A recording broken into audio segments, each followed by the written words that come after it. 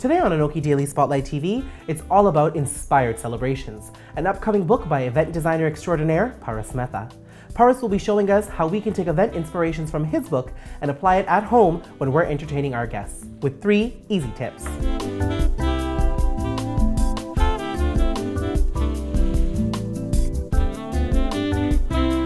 So Paras, thank you so much for joining us on the show today. Thank you, Danielle. Now, event designer, you have been designing events for the past 10 years. What inspires you?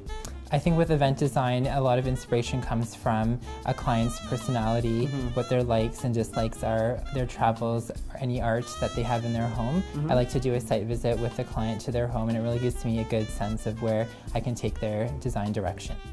You also designed an event for ANOKHI. We did a great brand, and we were really excited to be involved. Did a beautiful runway show. You have a book coming out called Inspired Celebrations, and it takes a complex event design and really simplifies it so people can bring those ideas into their home. That's the exact context of the book. It's the ability to take our 10 years of experience and my 10 years of experience in design and kind of bringing that home so that our clients, readers, viewers can actually create those beautiful looks.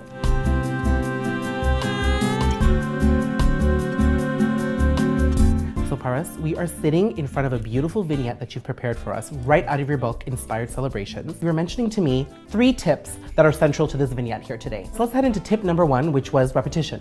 Repetition is used throughout this tablescape, Danielle. As you can see through the use of floral here, I've taken simple potted florals that you can get from a grocery store. And again, the idea is that you don't necessarily have to be well seasoned in floral design. And you can do something beautiful in a really nice ribbed container, a potted orchid, potted kalanchoe, potted begonias, anything really that's available at your grocery store. And using it in multiples is what creates a lot of drama on the table. Okay, and it's so great that you mentioned you can grab flowers from your local grocery store, because I know that when I want to entertain guests, you feel the need to really put together this amazing arrangement or buy really expensive flowers. Absolutely, and as you can see, simple kalanchoe, simple flowering house plant turns into a really pretty beautiful tablescape. And adding them to all of your different console tables, coffee tables throughout the house is a great touch. Okay, so moving on to tip number 2, which is textures.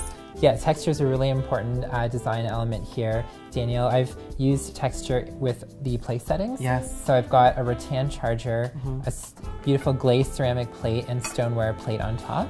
And I think it's really important here to note that although they're very mismatched, they're very harmonious with the rest of the tablescape. And then texture is used throughout all of the glassware too, as it's very ribbed and also very textured through the use of the design and pattern that's on them. Now, I know most of us South Asians watching right now will really identify with this, because our moms and our grandmothers, they have like 10 collections of plates and different sets of glasses. So this really gives them an excuse to put them all in one table setting. Absolutely. And the last tip is playing around with levels. Now, I really love the way you've done that here with this vignette. It's so luscious.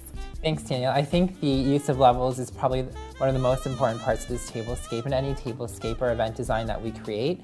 It's the idea that you have multiple sight lines. So when guests come to an event, we have ceiling treatments, we have centerpieces at different heights, used different linens, but at home, we bring levels through candles and through floral and through any objects, props that we put on the table. In this case, our lowest level is these votives right here.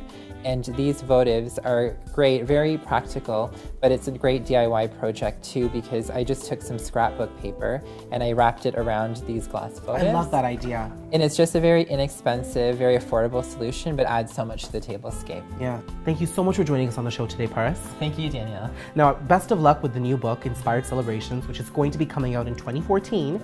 And those of us who are watching right now, I know that we've learned from these 3 tips. It's going to give us a reason to pick up your book and really own it when we're going to entertain our guests next. That would be great. Yes, Thank so you, cheers Danielle. to Inspired Celebrations. Cheers. And of course, you can catch more of our show at ANOKHImedia.com and our YouTube channel. And don't forget to interact with us on Facebook and Twitter.